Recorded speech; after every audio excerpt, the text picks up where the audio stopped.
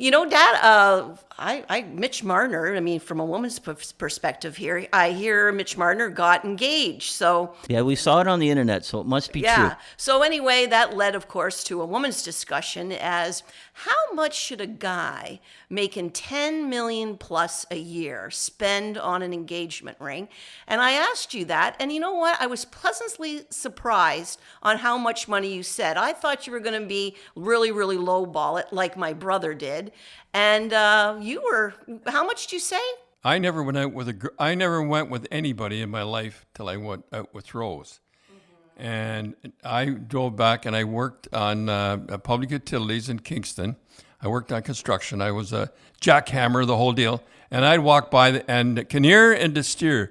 I know you, Kinnear and Destier. I can't even pronounce it, but I remember it was a classy place. The outside was black and gold, and it was just a small place. And you walked in there. You kind of felt funny. It was a beautiful store, and you walked in there. Up was quiet.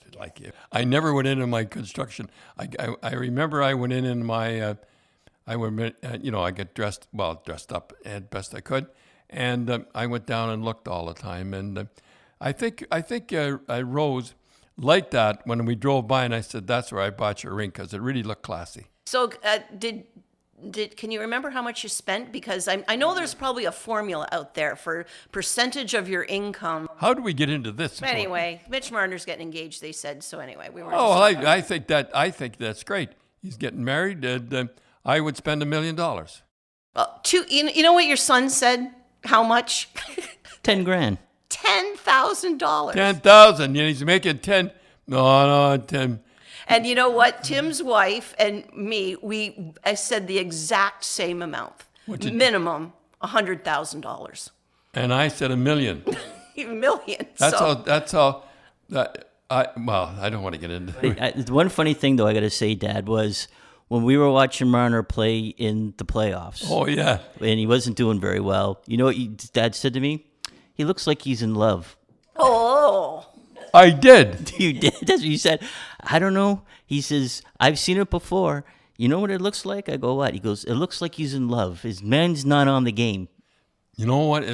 You've said that a couple times in the past. I remember you said that one time about a Mississauga ice dog, and here to find out, we were at the coffee, and you said, he reminds me of a guy that's in love, and the guy was dating my babysitter, and everyone looked at me. I remember two guys. Two guys. When we went to the Boston Bruin camp in Hershey, there was two guys. One was Jimmy Robertson. God love him. He's dead now. He was a guy that we must talk about Jimmy Robertson someday. He was in love. And Freddie Pletch. And they were both, you out of your mind. You got a chance to make the Boston Bruins.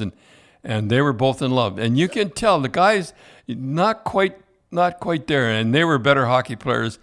And they could hardly wait to get home. So that is a syndrome of a hockey player, that they play like they're in love. I don't know about Marner, but you said it half jokingly when he flipped the puck into the. Remember, he flipped the puck into the over the boards and got the penalty? Oh yeah, and Dad goes, where is his mind? He's like, it looks like he's in love or something like that. That's what you said. Is that what I said? Yeah. So I said $1 million. Well, I'm glad I said $1 million to make you happy. Yes.